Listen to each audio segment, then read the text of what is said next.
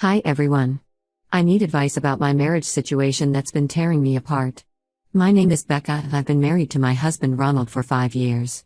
We have a beautiful daughter Emma, 3F, together. When we first met, it was like a fairy tale. Ronald was the most attentive boyfriend I'd ever had. He would surprise me with little gifts, remember all our important dates, and always made time for me no matter how busy work got. Our wedding was perfect. He cried when I walked down the aisle, and his speech made everyone tear up. The first 3 years of our marriage were amazing. Ronald was the kind of husband who would cook dinner when I was tired, give me foot rubs after long days at work, and always made sure to plan special date nights. When I got pregnant with Emma, he went to every single doctor's appointment and even learned how to braid hair because he said he wanted to be ready when our daughter grew up. Everything changed when Ronald's brother Eric died in a car accident 2 years ago. Eric was driving home from work when a drunk driver hit him. Ronald was devastated. They were only 2 years apart and had always been extremely close. They talked every day and had weekly brother nights where they would watch sports or play video games. Eric was also the best uncle to Emma, always bringing her little presents and making her laugh. Eric's wife Lisa was completely broken after his death. She'd moved to our city for Eric and had no family here. She was living in their rented apartment and couldn't afford it on her own. Ronald suggested she move in with us temporarily until she got back on her feet. I agreed because I genuinely felt bad for her. She'd lost her husband, her home, and was alone in a city where her only connections were through Eric. My in-laws John, 65M, and Mary, 62F, praised Ronald for being such a caring brother-in-law and said this is exactly what Eric would have wanted. The first few months were fine. Lisa was quiet but helped around the house. She was good with Emma and would often watch her when I needed to run errands. She and Ronald would sometimes talk about Eric, sharing memories and grieving together. I thought this was healthy and never questioned it. Things started changing about 6 months ago. I began noticing small things at first. Ronald would rush through dinner with me and Emma to go sit with Lisa in the living room. They would talk for hours, long after I'd gone to bed.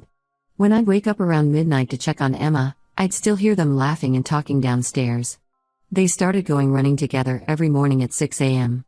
Ronald had always said he hated morning workouts when I asked him to join me at the gym before work.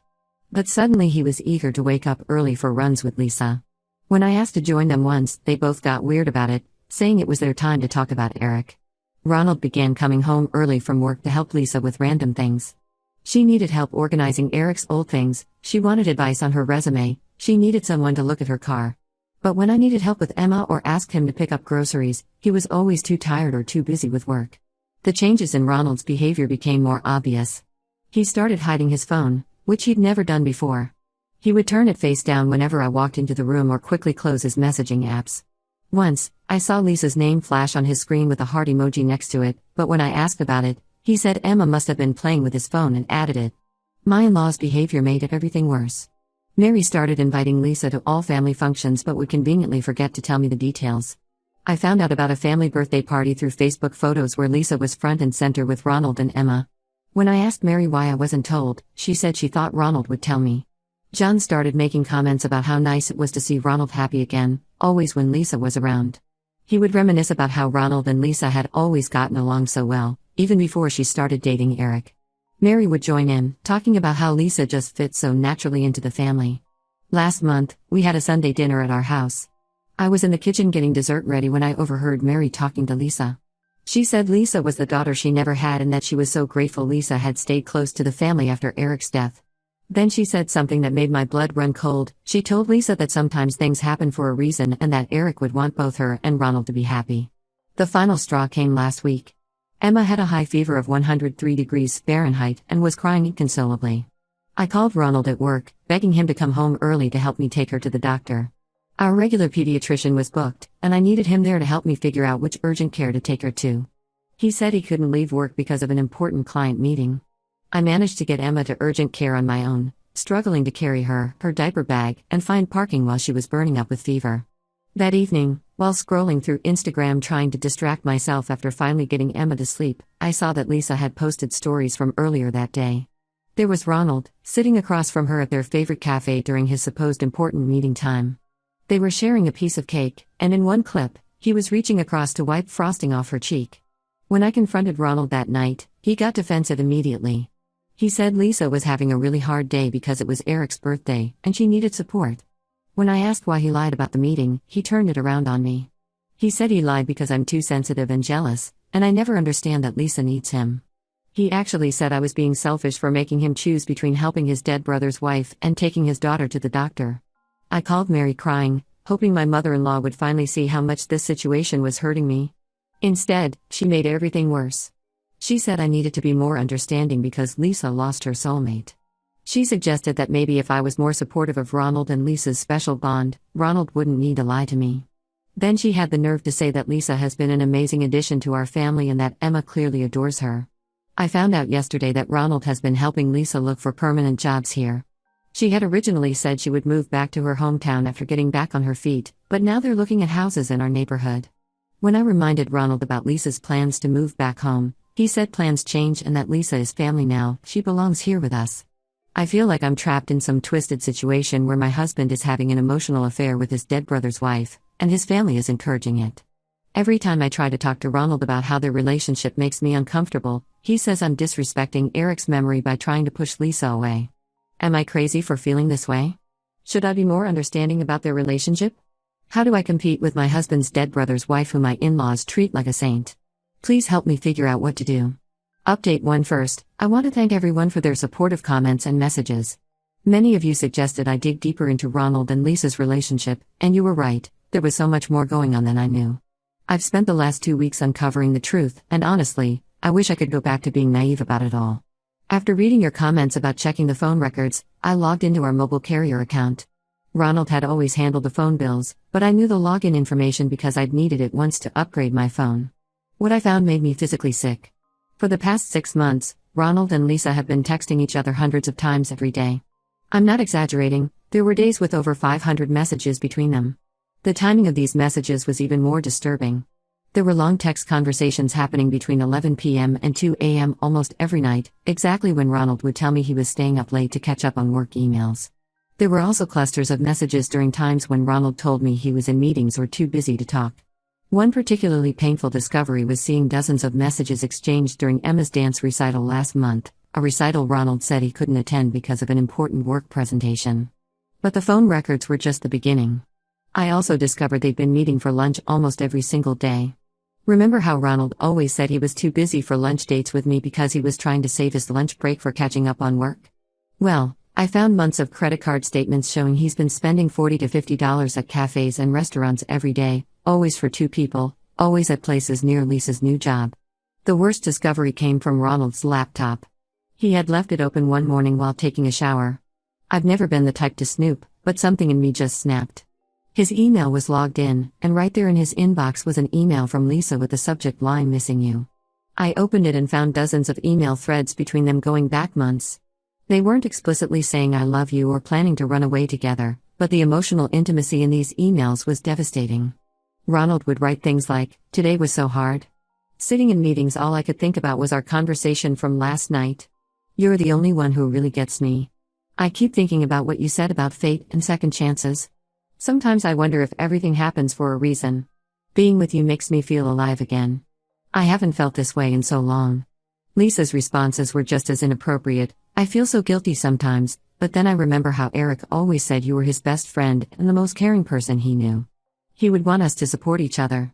I wish we could spend more time together without having to worry about what others think. You make everything better. Sometimes I look at you with Emma and my heart just melts.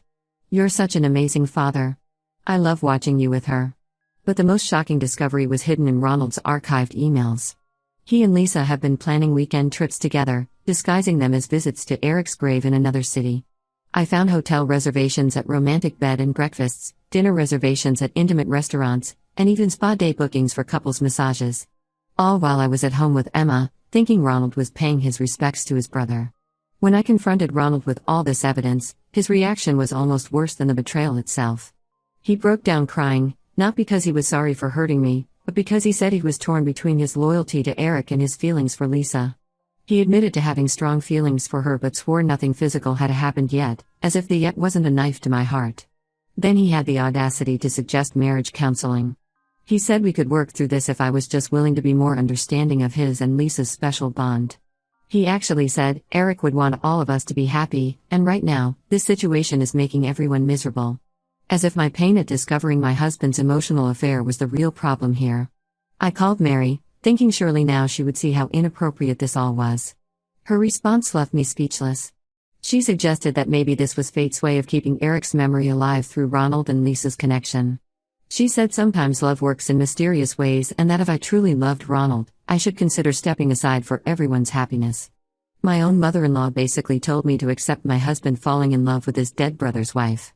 When I told John about everything I'd found, he accused me of invading Ronald's privacy and trying to create drama in the family. He said Ronald and Lisa's relationship was pure and born from shared grief, and that I was trying to make something beautiful into something ugly. He actually suggested I should be grateful that Lisa was helping Ronald become a better man. I couldn't stay in that house another night. I packed some essentials for Emma and me and went to my sister's place.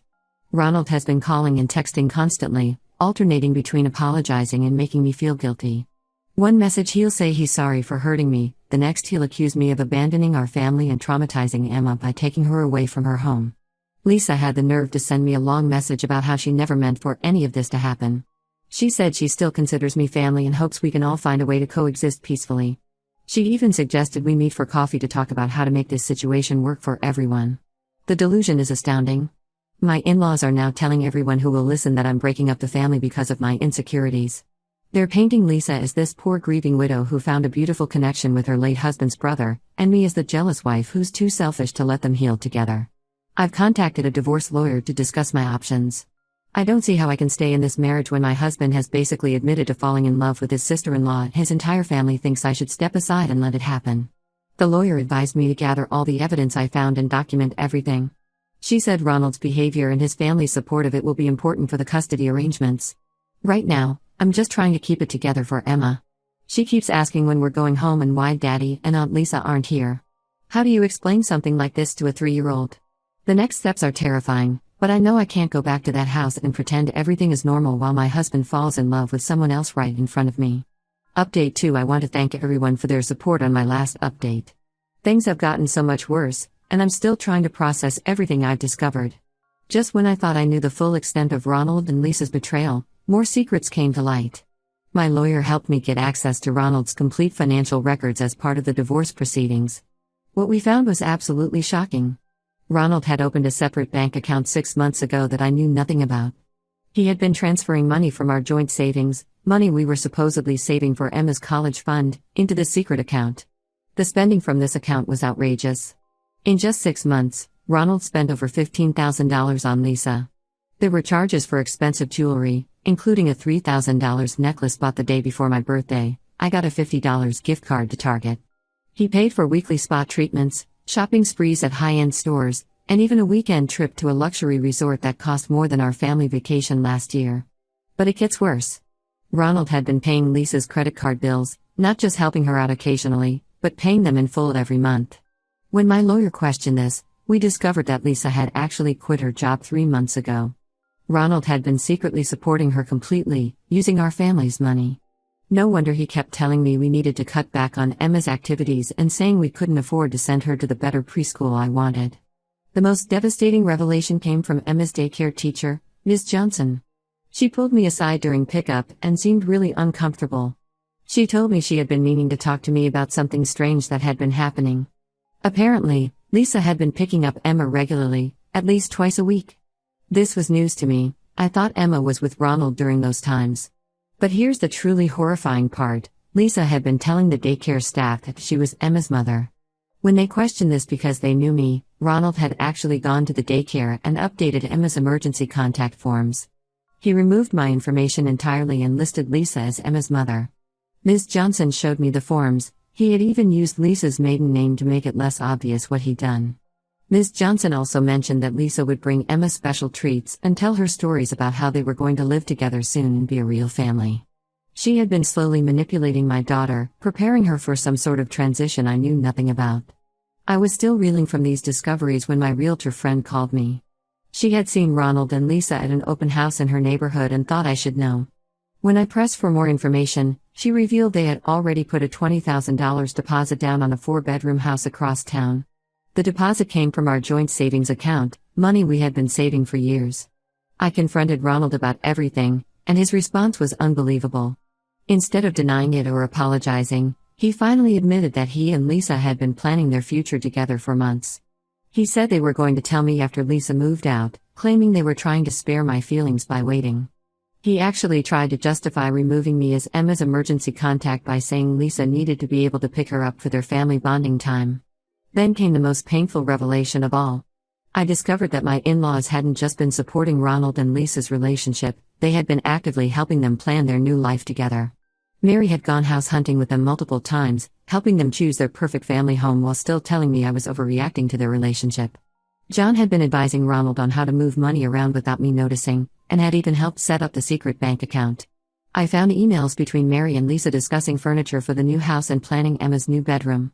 They were picking out decorations and discussing how to make the transition easier for Emma, all while I was still trying to save my marriage. There were even messages about Lisa wanting to legally change her last name to match Ronald's, with Mary enthusiastically supporting the idea.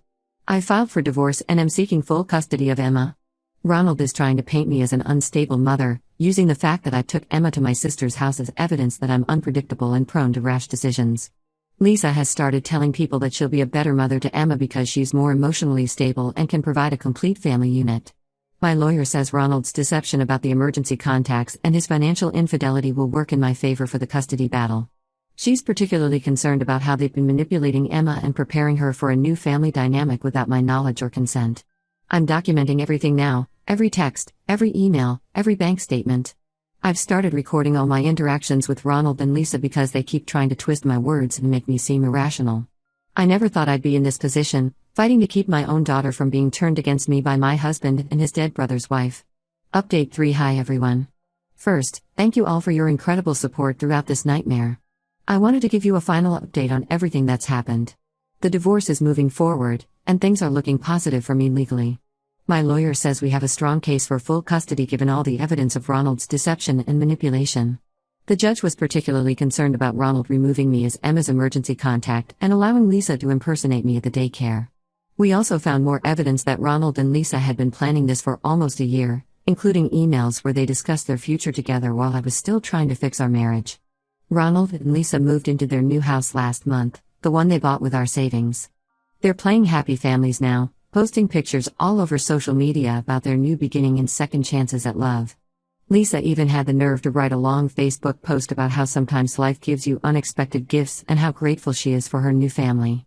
She actually used the hashtag blessed. The custody battle has gotten ugly. Ronald is pushing for 50-50 custody, claiming Emma needs both parents and a mother figure in her life. Yes, he actually suggested Lisa could be Emma's mother figure, completely ignoring the fact that I am her mother. They've even started having Emma call Lisa Mommy Lisa during visitation time, which my lawyer says is a form of parental alienation. My in-laws have gotten worse, if that's possible.